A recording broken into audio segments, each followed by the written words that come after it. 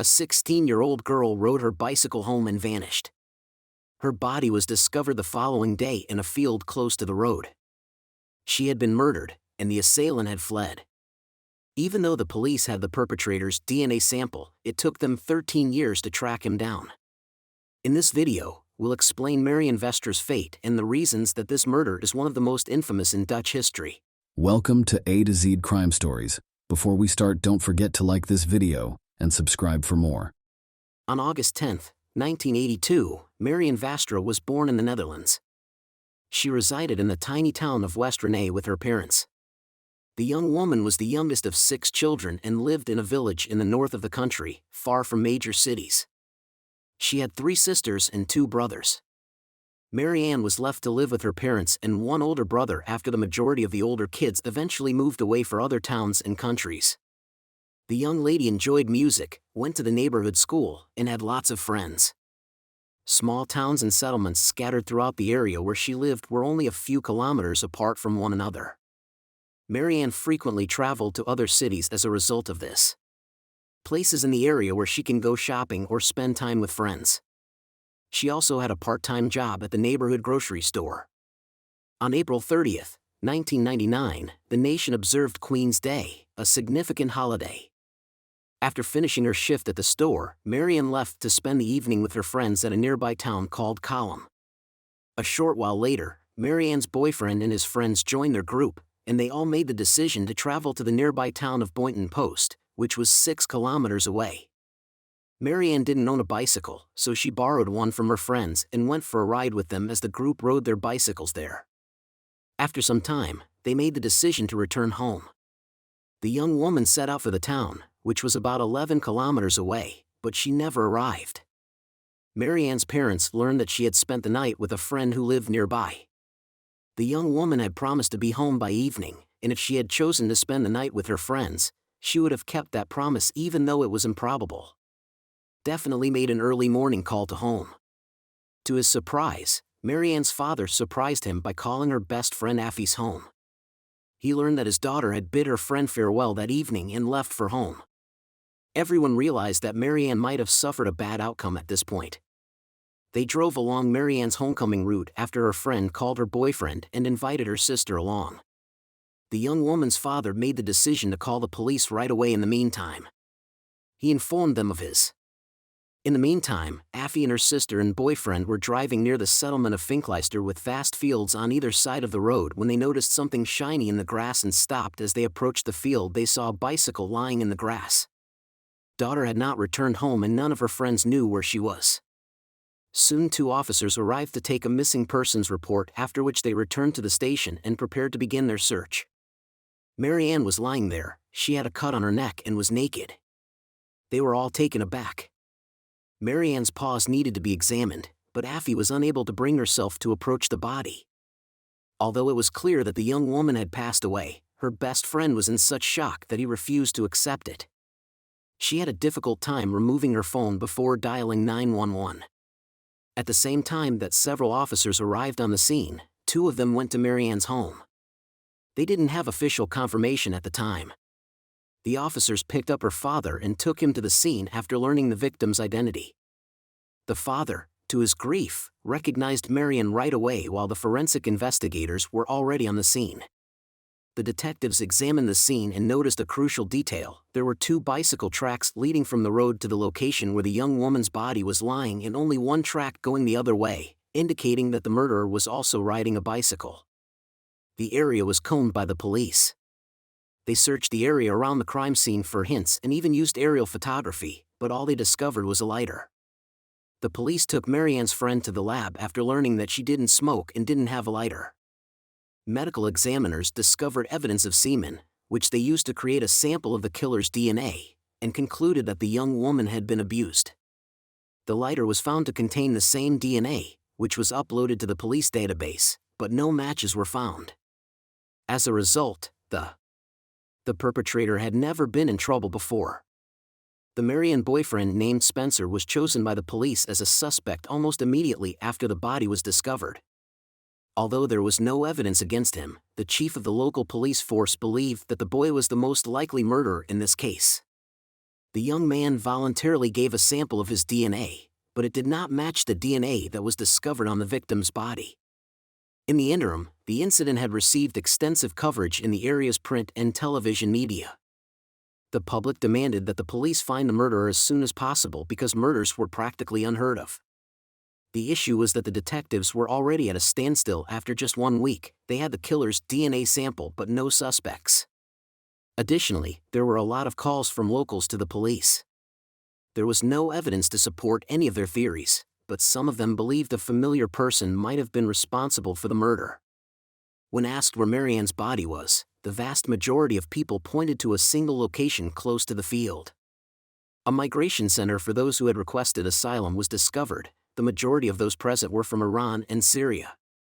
This theory gained ground in the nearby towns with each passing day, and at one point an impressive number of people were absolutely certain that a refugee had carried out the murder. The police had to look into this possibility as a result. Marianne's funeral was held on May 5th. At that precise moment, nearly 1,500 people, many of them residents of nearby communities, came to support her family. The woman's parents planned a memorial 2 days later. They spoke to the crowd at the conclusion of the procession. A total of about 20,000 people attended the event, mostly as a result of the case receiving widespread national attention. Each day, more and more people called the police, and at one point, the detectives received a really good tip. Many people claimed to have seen Marianne in a cafe one evening as a certain Oriental-looking guy tried to get to know her. The guy made a gesture toward the young woman after she declined, placing his thumb along her throat because she was. The young man was killed in this way, and the police started looking for him right away. He was a 15-year-old refugee from the same migration center, it turned out. Although he acknowledged making the gesture, he refuted any involvement in the killing. DNA from the boy was provided, but it did not match that of the victim's body. Locals blamed the migrants from the center for the refugees in spite of this. Even more security guards had to be hired by the organization just in case. People arrived 12 days after the murder, out to protest at the immigration center. They simply shouted commands to hand over the murderer at first, but by evening, things had significantly worsened. The building was targeted by several people who threw Molotov cocktails, prompting the police to step in. Since then, security at the center has been significantly increased, and similar demonstrations have not occurred again. A few days later, the police reported the arrest of Pitt, a 32-year-old resident of Marianne's town. He was a local drunkard and was despised by the majority of the locals. A witness called the police and reported seeing Pitt wearing bloody clothing, which led to the arrest. The man was arrested the night of the murder, and a sample of his DNA was sent to a lab. The news of the new suspect quickly spread throughout the country, but the DNA test didn't match the sample, and the witness later admitted to fabricating the entire case as retaliation against Pitt for a personal vendetta. Police began studying the log in order to look into any potential connections to the immigration center, a book that tracks every refugee departure from the asylum area. They were allowed to leave the center, but before doing so, they had to look in the log and note their destination. As it turned out, 2 refugees who had left the center the night of the murder had not given any indication of their destination.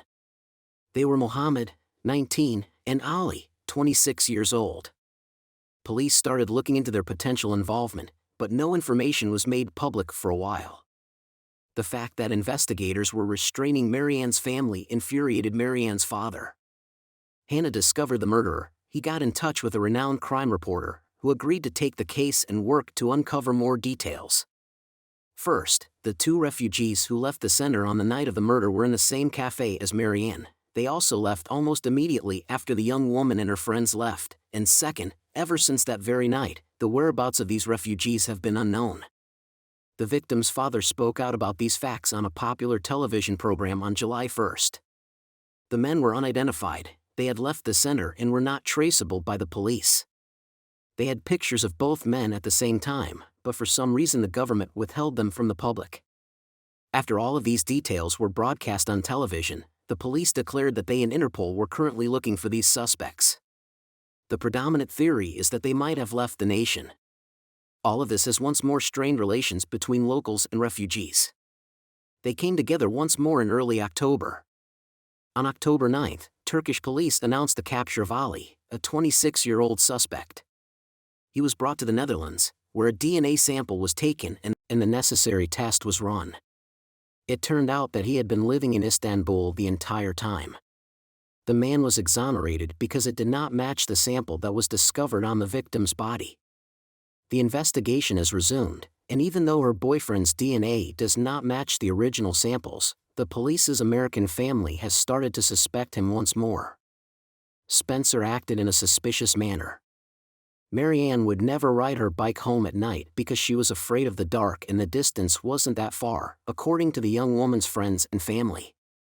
Even Marianne's parents agreed that Spencer ought to have sent Marianne home via camp. He decided to let her ride her bicycle alone instead. More questions were asked of the young man, and then an odd thing started to happen. He repeatedly modified his account of that evening in his testimony. Spencer initially claimed that he had met Marianne at a cafe, followed by a drive to the Butem Post for a second look. He claimed that the young lady had already arrived with friends when he arrived at the cafe, so Spencer rode his bicycle to meet her. He continued by saying that he had seen two guys walking a bicycle on the way there. Spencer initially claimed during one interrogation that he did not recognize them because it was very dark outside before revealing that they were two of his friends.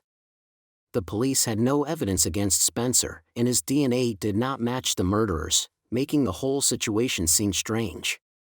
The case remained unresolved for several more months. On December 20th, the police made the decision to enlist the public's assistance. They requested DNA samples from all the local men, but there was trouble in store for them. The authorities set a cap for the police because it turned out that the law prohibited the mass collection of DNA from citizens even with their consent. Only 150 samples could be taken, and there were none that matched. After that, the case was essentially put on hold for several years. Marianne's parents attempted to have the law changed to permit extensive DNA screening, but they were denied. Despite the fact that similar actions had already resulted in the perpetrator's capture on numerous occasions in other nations, the justification was to protect people's privacy. The detectives released a rough description of the killer in July 2001. They thought the murderer was a local man between the ages of 20 and 40. Within a 5-kilometer radius of the Marianne murder scene, the police once more asked for permission to conduct an extensive collection of DNA samples, but they were once more turned down. After that, the case was finally put on hold. The victims' parents continued to appear on television programs and give interviews, but with each passing year the case received less and less media attention and no fresh information to shed light on the horrifying mystery. The police put together a team in 2010 that produced a thorough 3D model of the crime scene and all. Using the most recent computer technology and the available evidence, Marianne's parents once more discussed the importance of DNA testing. 11 years after their daughter was killed, authorities decided to finally think about changing the law at this time. The required amendments were approved on September 6, 2012, after a process that lasted almost 2 years. Please ask all men who were between the ages of 20 and 40 in 1999 to bring their DNA samples to the press conference. The archive. They estimated that they were talking about 8,000 men, but not all of them agreed to provide their DNA. The area was also limited to 5 kilometers. Just over 6,500 samples were successfully collected by the police, and experts started analyzing them. Since the lab's resources were constrained and they could only check 400 samples per week, the study had to last up to 4 months. The experts compared the samples to the killer's DNA profile, but they weren't just looking for a perfect match because the murderer was improbable to have used the samples. Would have provided the police with his DNA. The laboratory was also attempting to identify the similarities that would allow them to establish kinship and connect the murderer to a father, brother, or other relative. A month after the test started, on November 19, experts received the long-awaited match. It was unexpected that they didn't just discover a known connection, instead, they also obtained the murderer's DNA, proving that he voluntarily gave it to the authorities.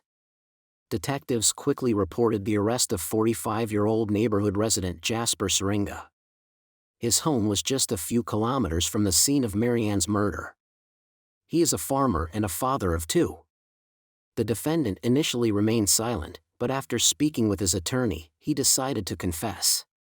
The details of this terrible crime were only made public on March 28, 2013, when the trial got underway. According to Jasper, he decided to ride his bicycle before going to bed after finishing up his farm's evening chores. He acknowledged that most of the time he was just using his bicycle as a front. In reality, he was riding to take advantage of the intimate services of local women in a nearby village. While his wife was unaware of this, he claimed in court that he had only planned a ride to get away from his wife and the difficulties on the farm and had not intended to go there that evening. He once saw Marianne alone on a deserted, dark road, and he suddenly realized he could do whatever he wanted with her. Jasper pulled up next to her in his car, brandished a penknife, and yelled threats at her. Then he took her to a field and beat her and murdered her during the trial. The man insisted that he killed the young woman accidentally and out of panic. He became aware of what he had done and the effects it would have on his entire family. At the time, his children, who were ages 5 and 8, were about to learn what their father had done. Jasper chose to murder Marianne for this reason and then flee, but ever since he stayed in the neighborhood, heard people discussing the murder, saw Marianne's family, his conscience has been troubled.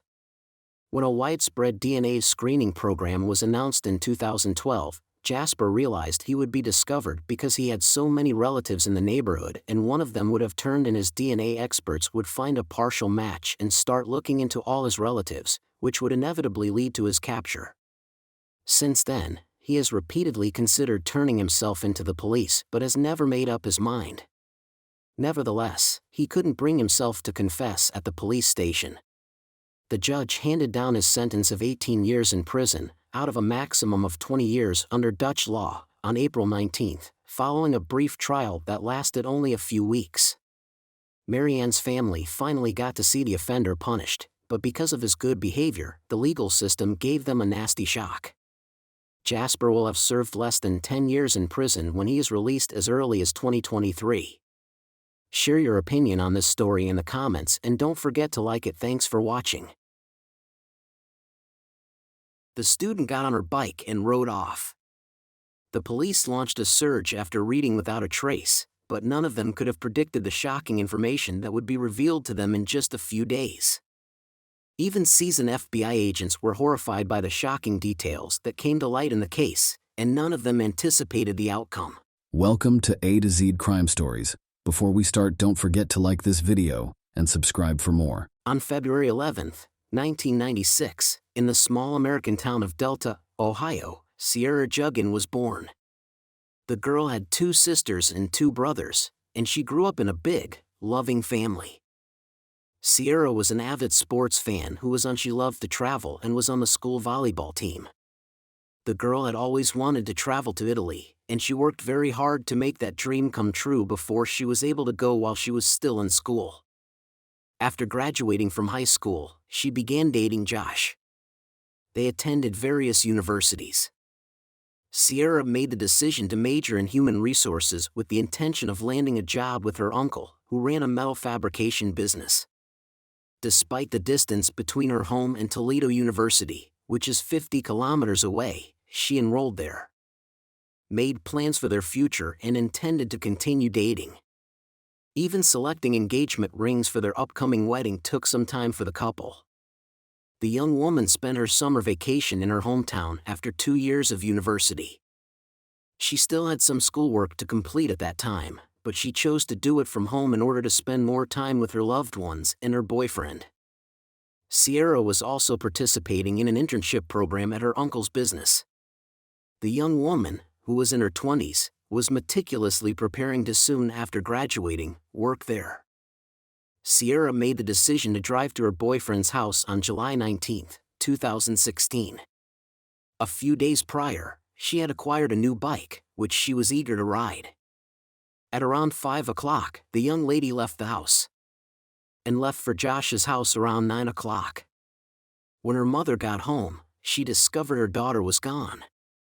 She found this to be a little odd. Since it was summer and getting dark outside just now, she had assumed Sierra would have returned home by this point. The young lady was also already in her 20s, so her mother wasn't concerned. She had assumed that her daughter would spend the night at her boyfriend's house, but when Josh called her at 10:30 p.m., everything changed. Sarah's boyfriend was unable to reach her, so he inquired as to whether she was at home. The young man claims that they split up at around 7 o'clock and that she hasn't gotten in touch since. The young woman's mother started to worry a lot because it had been more than 3 hours since then. Josh joined them in making calls to the young woman's friends and family in the hopes that she had dropped by one of them. Although Sierra was 20 years old, the police immediately started their search after learning that Josh was the last person to see her. When they spoke to him, the man said that the young woman arrived at his house shortly after 5 p.m. after traveling for about an hour and a half. The mother then called all the nearby hospitals, but no one there either. Finally, the woman decided to go to the police, and around midnight she filed a missing persons report. Josh rode his motorcycle while Sierra rode her bicycle. The couple's vehicle traveled through numerous cornfields along rural roads. Josh even captured a photo of Sierra riding her bike, which the teenager shared on social media. After some time spent riding around, they made the decision to part ways. A mile or so from her house, Sierra and Josh split up. She rode her bike home while the guy returned on his motorcycle. Other officers were driving around in search of Sierra while the police spoke to the young man. They moved toward the road close to. They soon noticed the first unsettling clue as they drove along the road through the fields, where the young woman had started her solo journey home. The corn stalks in one area were heavily pinched, as if someone had waded through them, one of the officers noticed. With a flashlight, he made his way over there and after a short distance, he noticed Sierra's bicycle. The police officers examined the bicycle and discovered blood stains on the handles and a woman's sock next to the bicycle. He informed his co-workers about the find, and soon additional police officers showed up. A screwdriver, some car fuses, and a pair of men's sunglasses were among the additional items they discovered upon closer inspection not far from the bike. The bicycle was transported across the cornfield following motorcycle tire tracks, which was equally intriguing. All of this was sufficient for the investigators to draw the depressing conclusion that Sarah had most likely been stolen. They started to take a closer look at Josh as a suspect as the case took a serious turn. First of all, statistically speaking, the people who are closest to them are most likely to end up being the culprits. Second, Josh was riding a motorcycle that evening, and Sierra discovered tire tracks near the motorcycle. In addition, the detectives questioned why the man didn't ride his motorcycle home instead of walking the young woman. She had less than a mile to go. Josh agreed to let the police look around his home, car, and motorcycle, so that's where the officers went. Stumbled upon his work overalls, which had blood on them. The young man claimed that the blood on the clothing came from animals, and that he had worn them while hunting. The overalls were given to specialists by the investigators, and they quickly determined that he was telling the truth. Otherwise, there was no evidence to support Josh's involvement. The specialists also looked over the field finds and took one DNA sample from them that belonged to an unidentified person. Josh offered a sample right away, but it did not match, so he was no longer taken into consideration. A potential suspect, and the police began looking for additional leads. They got a call from a farmer the next day. The man claimed that he and his son were traveling down the same road on the evening of Sierra's disappearance. They came across a motorcycle helmet on the side of the road at one point, and the father instructed his son to bring it to the vehicle. Later, when he looked at it more closely, the farmer discovered some blood on it. The police acknowledged that the helmet may have belonged to the kidnapper when he contacted them later, but their identity was still unknown. When the FBI became involved in the investigation at this point, they chose to closely examine the picture Josh had taken of Sierra just before she vanished. The detectives were able to identify the young lady's clothing thanks to the photo, but they also noticed that she was sporting a fitness bracelet on her wrist. The device had been turned off shortly after Sierra vanished, so the investigators were unable to locate it when they immediately requested geolocation data for it. Added tip was given to the police. Soon after, Josh reported that a suspicious-looking white van had been following him and the young woman as they were traveling down the road. The driver appeared to be following them, according to the man. When the couple slowed down, the car, which was moving slowly, also slowed down. Josh even attempted to drive up to him at one point, but the driver veered off. The man found it odd, and he even partially remembered his license plate number. The car and its owner, who was discovered to be a woman, were quickly located by the police. And investigators found that she was unrelated to the crime. She herself claimed that Josh had attempted to approach her from behind and push her off the road during the conversation. Investigators came to the conclusion that there had merely been a breakdown in communication between them and kept searching for new leads. After searching for several days without discovering any new information regarding Sierra's disappearance, the police decided to speak with every person who had ever been convicted of a violent crime and lived in the neighborhood. Communities close by. As they read through the list of these individuals, they noticed James Worley, a 57-year-old man, right away. He was a short distance from the field where Sierra's bicycle was discovered. The police were so interested in him for a very clear reason. In the 1990s, James had been found guilty of kidnapping a young woman. She was on her bicycle when a man suddenly rammed into her in his van while brandishing a screwdriver. Sierra vanished while he was trying to force the young woman into the car, so she was able to escape. Police immediately suspected James of kidnapping after learning about his bike ride and the screwdriver found next to him. He was consulted by our investigators to confirm this theory. Although he claimed he had not killed anyone and was obviously annoyed by the visit, the man voluntarily allowed the police to search his home. On their 120-acre farm, where James and his mother resided, there were a variety of buildings. The detectives took a while to examine each one.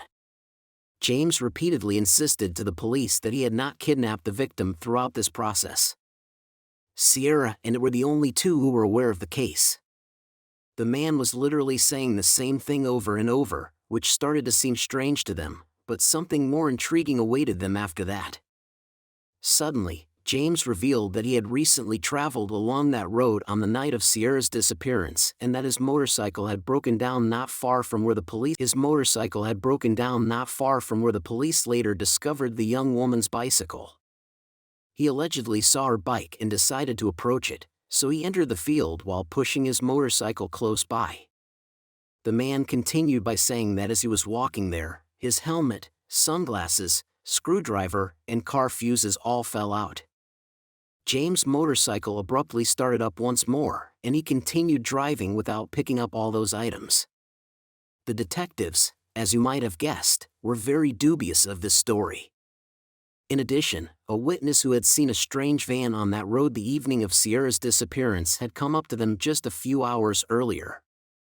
The vehicle was traveling at a very high speed, exceeding all legal limits when the witness noticed it. He committed the license plate number to memory and provided the police with that information. Detectives discovered the van belonged to James after running the blades, and during a search, he discovered it close to the house. The police found some interesting items inside the van, including a ski mask, duct tape, plastic clamps, handcuffs, and a maze, after the man permitted them to search it. The items themselves did not in any way suggest his guilt, but given James' history of kidnapping, a set like this raised suspicions in the eyes of the authorities. But in one of the barns, the spookiest penalties were waiting for them. Detectives discovered a separate room with an air mattress inside of a hidden door and chains next to it that appeared to have been put there to keep someone inside. The refrigerator that was next to the mattress contained blood traces, which the police discovered.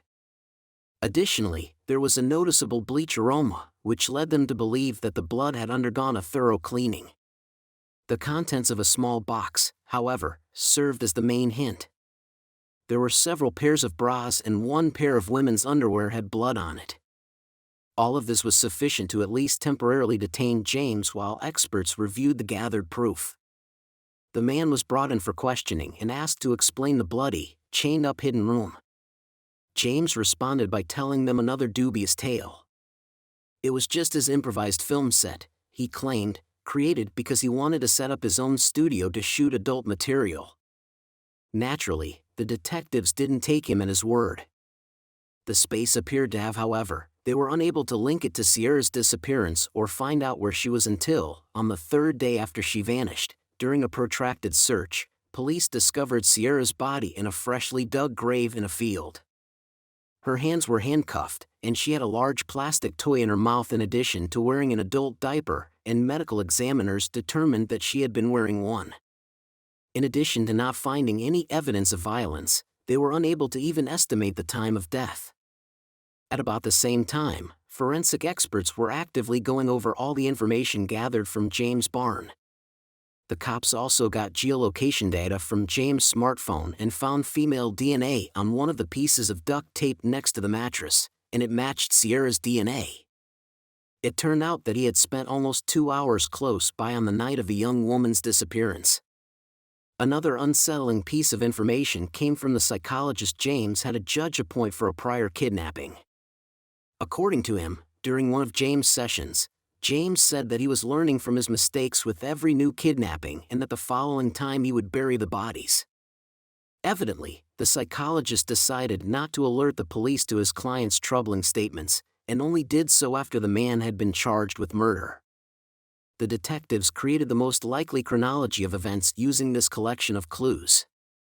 Based on his geolocation data, it appears that James saw Sierra on the road that evening, struck her with his helmet, and then dragged her into a field with his bicycle. The man remained there until dusk. He called his brother at that time to inform him that his motorcycle had broken down. It appears that he did this to establish an alibi. As soon as it started to get dark outside, James drove home, got off his motorcycle, hopped into his van, and then drove back to the field where he had left Sierra and brought her to his barn. The young woman was either asleep or restrained. James was the only one who knew what happened next. It appears that he mistreated the victim for a while before killing her and burying her in a field. The victim may have stayed there for 3 days, according to expert speculation. The case went to trial despite the man's continued denial of all of these accusations. The prosecution introduced new evidence that strengthened its case against him before the trial officially began in March 2018. It turned out that James' keychain contained the key to the handcuffs that were placed around the victim's hands. However, they failed to offer any convincing defenses for their client's innocence, so they stuck with the theory that James only wanted to set up an adult film studio in his barn and the police connected that to the murder. In less than a month, the trial came to a close, and on March 28, the jury found him guilty. James was sentenced to death as a result, and his execution is set for May 20, 2025. Given everything they now knew about the man, the detectives knew that this story was far from over. James had committed similar crimes in the past, according to the police, but he was able to escape punishment. Although they were still working on James' case, investigators were unable to connect the unsolved disappearances to him. The victim's parents created the Sierra Scholarship and worked on a bill that would have mandated the state to make an open investigation. List of people who have been previously found guilty of murder and kidnapping. The legislation was swiftly endorsed and became law on March 20, 2019. Share your opinion on this story in the comments and don't forget to like it. Thanks for watching. In this video, we'll discuss crimes perpetrated between 1996 and 2014. Despite the wide time span, all of these crimes had one thing in common. They were all committed along Virginia's Route 29, a major thoroughfare. The police looking into these crimes made several attempts, some of which were successful, to connect the incidents in some way. Some of the criminals referenced in this video may have already come up in separate investigations, though. Here, we'll try to look at the events from the standpoint of several offenses. In 1996, more than 20 women went to the police and said they had all been chased by a man in a pickup truck on Virginia's Route 29. He would communicate an issue with their automobiles and flash his headlights. A white male between the ages of 35 and 45 with reddish-brown hair who was driving a pickup vehicle was characterized as this individual. He earned the moniker Route 29 Stalker. 25-year-old Alicia Reynolds. Alicia Reynolds said her husband Mark farewell on March 2, 1996, at 7:30 in the morning in Baltimore, Maryland, and left for Charlottesville, Virginia. She had a meeting with her mother scheduled for 10:30 a.m., but she had nearly 150 miles to travel. She held off till 11:30 a.m. Alicia's mother contacted her husband Mark, but did not hear from her daughter. Mark informed her that Alicia had departed 4 hours prior, and that by that time, even without rushing, she should have arrived. After making the decision to call the police, Alicia's car was eventually discovered at 6 p.m. on the side of Route 29. Despite being close to Culpeper, Alicia was nowhere to be found. When the car was inspected, there were no indications of a crime, and afterwards, specialists said the car was mechanically fine. What caused the young woman to leave her automobile unattended is unknown. An inquiry was launched. Soon, witnesses who had observed Alicia conversing with a man in a blue pickup truck on the side of the road were located. The alleged first victim of the stalker on Route 29 is Alicia Reynolds. All the women who had been pursued by the man in the pickup truck before she vanished and who hadn't previously recognized they were in danger came forward to the police and related their interactions with the unidentified pursuer after she vanished. It was discovered that 3 other ladies had previously dated in addition to Alicia. 2 of them were delivered to their destinations in the pickup truck, but the third woman, Carmelita Shomo, was not. Sadly, no picture of her could be located. A week before Alicia vanished, Carmelita stopped at his request. She saw someone flashing their headlights at her in the rearview mirror as she was traveling home from work on Route 29 that wet night. She stopped, and the pickup truck's driver followed suit. She was said there were sparks as the man approached her after getting out of his car. He then offered to give her a ride home, and she consented, telling him that it was coming from underneath her car while she was driving, and that it might be unsafe to keep using it. The pickup truck stopped on the side of the road after a brief trip, and the woman was then attacked. Despite having a fractured ankle, she was able to get out of the pickup truck and draw the attention of oncoming traffic, which startled the driver and caused him to speed away. However, Carmelita, an immigrant with poor English language, reported the event to the police. At that moment, no steps were done to identify the pickup truck driver due to the police officer's dismissive attitude and lack of respect for her word. Despite the efforts of law enforcement, the police were unaware that their incompetence would eventually result in a tragedy for the Reynolds family. 2 months after going missing, Alicia was not located. Her body was located 15 miles from where her car was found, in a forested location. Laura Winans is 26 years old, and Julianne Williams is 24.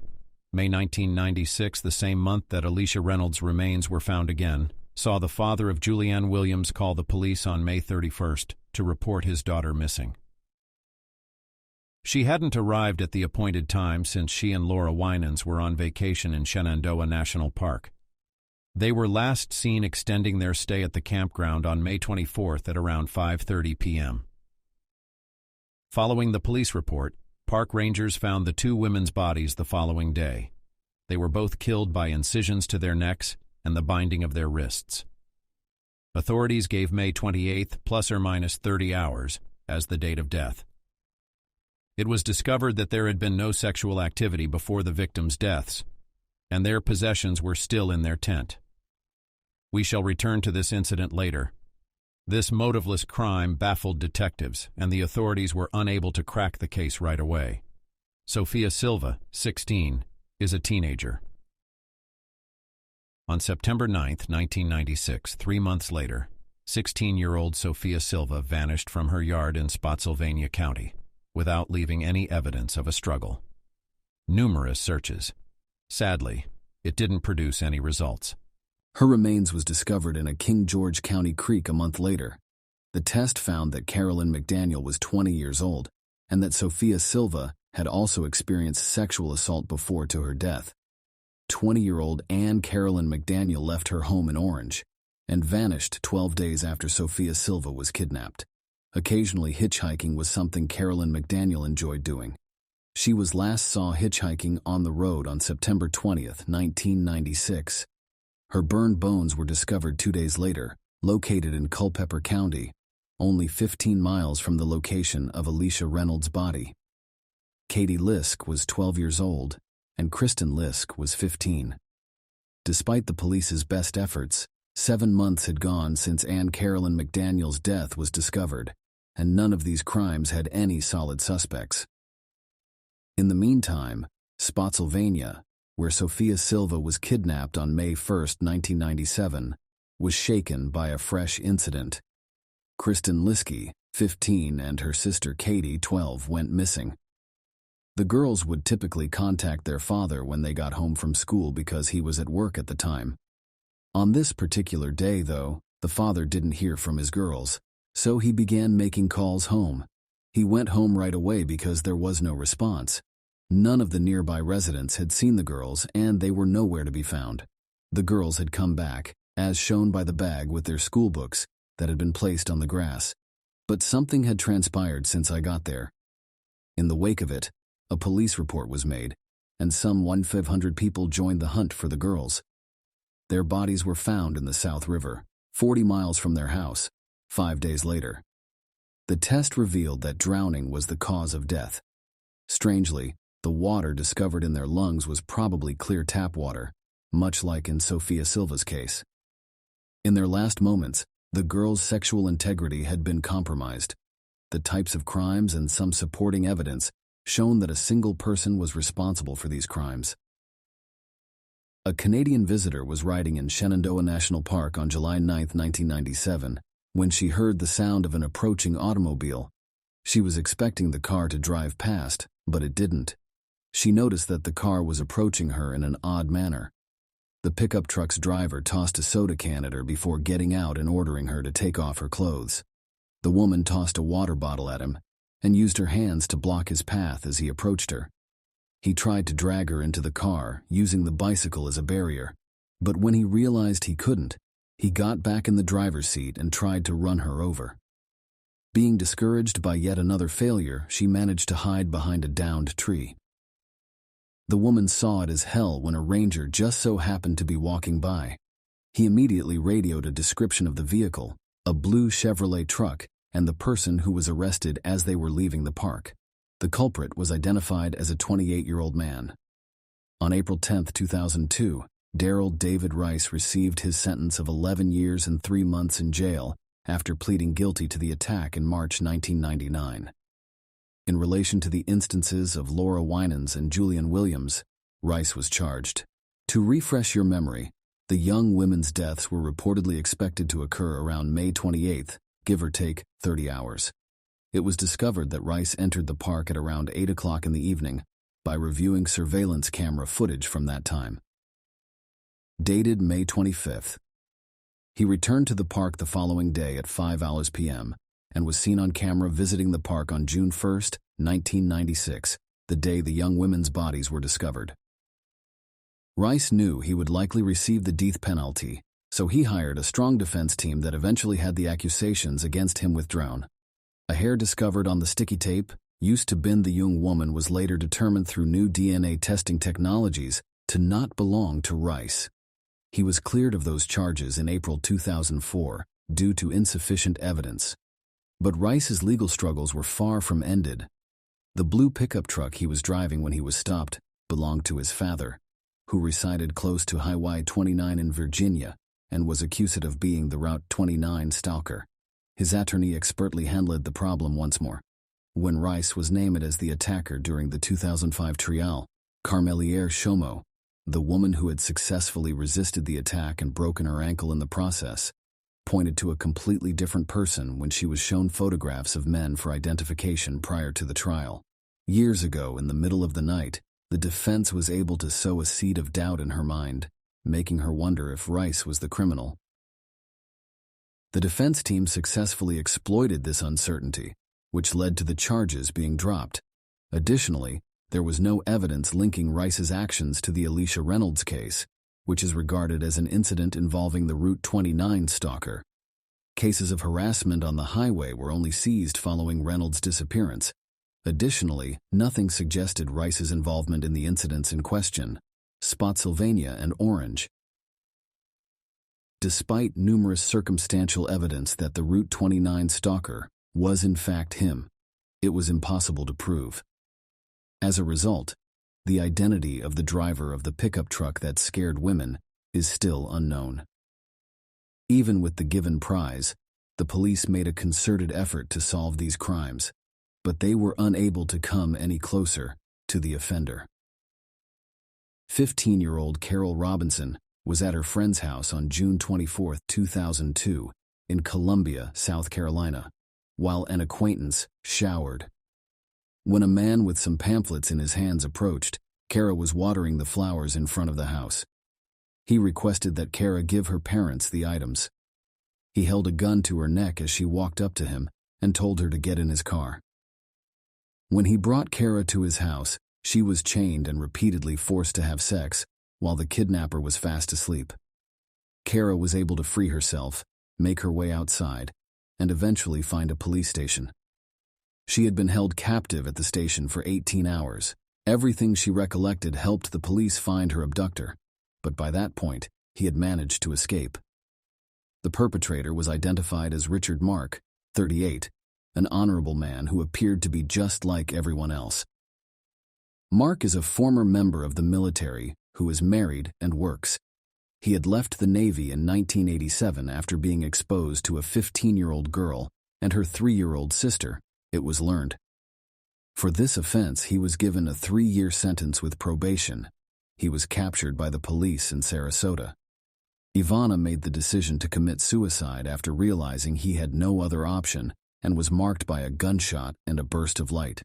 It was determined that he was involved in the cases of Sophia Silva, Kristen, and Katie Lisk, after inspecting his home and comparing the available evidence. The threads on the corpses of the ladies were an exact match to the strands on his bathroom carpeting. It's unbelievable, but forensic specialists were able to locate Kristen Lisk's fingerprints in the car's trunk 5 years after the crime. DNA testing. By examining the facts, it was finally determined who killed Sophia Silva Kristen and Katie Lisk, and it was also shown that his early life had a big impact on who he would become. When Mark was 6 years old, his father Joseph was giving him a bath, and water went into his eyes, causing him to scream. Mark's father Joseph was an alcoholic, and his mother was openly having affairs with other men. Joseph was enraged by this, and the child at the time claimed that his father intended to drown him. Family members claimed that Joseph also drowned, leaving their dog's Mark right in front of him. The pattern of his subsequent crimes is thought to have been influenced by this event, drowning his prey. Additionally, he was looked into for possible connections to the incidents on Route 29 and the Alicia Reynolds case, but none were found. Reports of the Route 29 stalker ended once the witnesses were dead, and Rice was incarcerated serving his sentence. But soon after, girls started reporting it again. Started vanishing once more in Virginia in 2005. An unidentified 26-year-old woman from Fairfax, Virginia, was being carried into a wooded area after being attacked from behind on Rock Garden Drive, while she was returning home on foot from a nearby store. Dark and poorly populated, it was already. She fought back vehemently and shouted, but the attacker eventually overwhelmed her around 10 p.m. He coerced her into a sexual act before starting to choke her. Thankfully, a bystander who was nearby heard the woman's cries and ran to help. The attacker made it away, and the police were able to collect a sample of his DNA. They also produced a composite sketch, but they were unable to capture him using this information right away. On October 10, 2009, Cassandra Morton, at age 23, was in Lynchburg. Cassandra Morton, age 23, vanished. She was last spotted on Park Avenue, which is located in Lynchburg's downtown. The only information the police could find when her family reported her missing was that she got into a black car with someone. Her remains were discovered 6 weeks later. Her body had been strewn with rocks by a passerby who had just passed by the last spot she had been seen. 20-year-old Morgan Dana Harrington was last seen in Lynchburg 7 days after Cassandra Morton vanished. Morgan Dana Harrington, age 20, vanished in Charlottesville, a nearby city 70 miles distant. On that terrible day, October 17, 2009, she was a student at a technological university.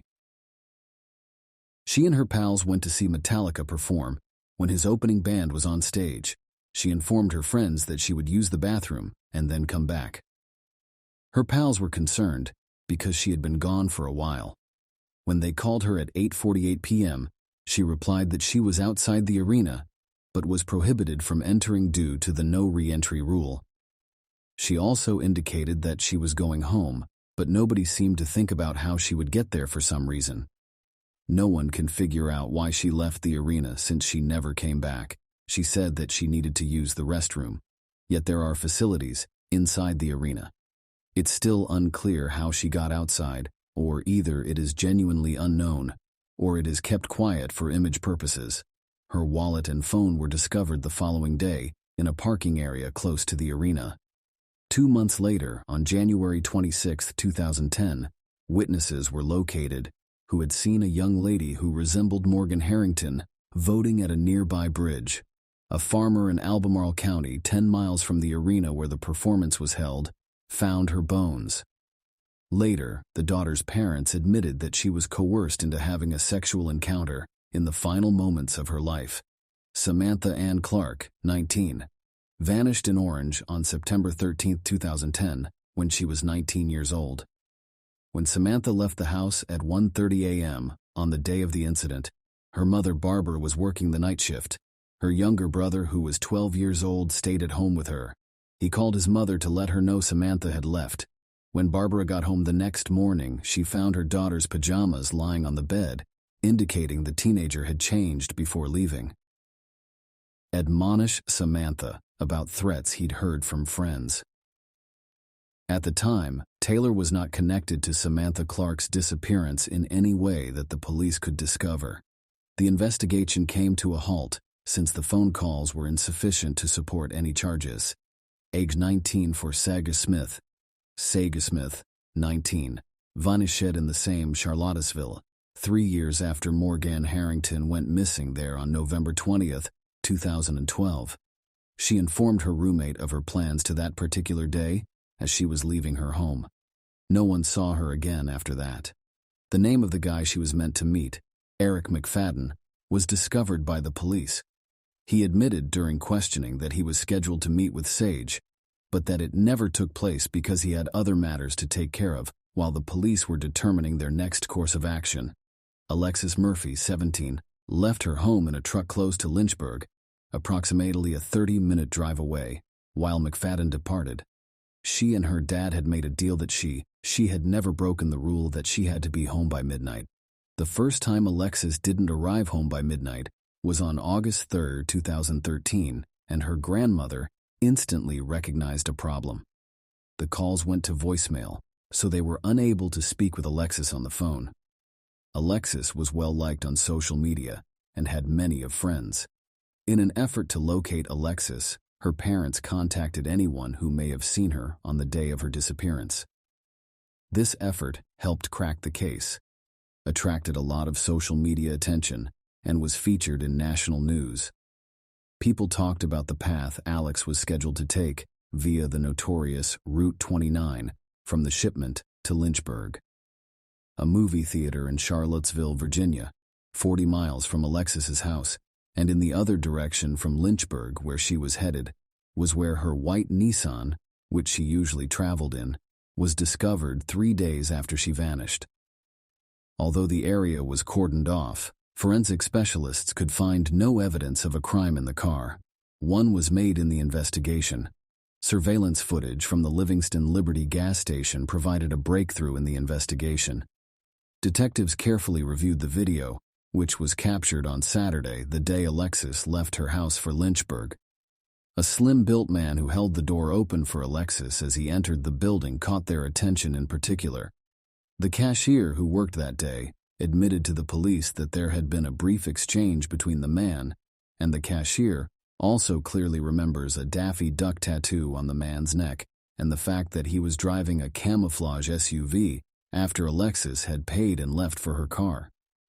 The man exited the petrol station first, and Alexis followed shortly after, according to further analysis of the video. However, given that she was traveling in the direction of Lynchburg, this might have been a coincidence.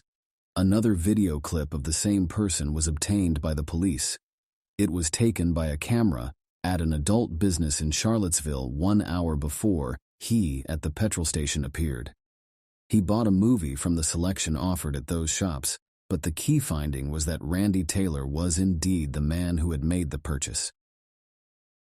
On the night of her abduction, Samantha Clark had received a call from the same person. The whereabouts of Randy Taylor was promptly discovered by the police. Only 1.5 miles separated him from the gas station and his mobile home. A search warrant might be obtained thanks to video evidence showing Alexis Murphy and Randy Taylor interacting on the day of her disappearance. Anything that might be connected to Alexis's disappearance was taken by FBI officers. Inside the trailer, they discovered 3 items that were particularly noteworthy: black hair, a severed artificial nail, and an earring stud. In close proximity to Randy Taylor's porch, within 20 meters, they discovered a broken phone that was also taken in for inspection. Within 2 days, the outcomes showed that it was Alexis Murphy's phone. Analyses proved Randy Taylor's connection to the missing girl. The earring, nail, and hair that were discovered in his home belonged to Alexis. Alexis Murphy was still missing 11 days after she vanished, despite the fact that Randy Taylor had been taken into custody. When Taylor arrived at the courthouse, he was accused of kidnapping. Taylor began to speak when he recognized that the police were looking for information that would implicate him in both the kidnapping and the death of the missing young woman. However, his statement was now what everyone knew. He said that day Alexis was in his trailer as expected, but she wasn't there by herself. She was there with a black man named Damian Bradley who had dreadlocks. The authorities found evidence that Alexis and Damian Bradley had indeed interacted online and met in person. They visited Taylor's trailer, according to Taylor, to sell plants they were growing, and they had a beer. Taylor utilized a physical struggle between Alexis and her friend at some time to explain why Alexis's DNA was found in the police investigated Damian Bradley's alibi and discovered that he was in another state at the time. It seemed as though Taylor was merely attempting to place the responsibility elsewhere. In the meantime, FBI officers went back to the trailer for another push, and it worked. They discovered Taylor's t-shirt, which was worn the day Alexis vanished, and was now wrinkled below the couch. Eyelashes and hair extensions that are frequently used as extensions were wrapped within. After inspection, it was discovered that the eyelashes and hair were. These pieces of evidence were sufficient to accuse Randy Taylor of both the kidnapping and the murder of Alexis Murphy on May 8, 2014. Randy Taylor was given 2 consecutive life sentences in July after being found guilty on all counts.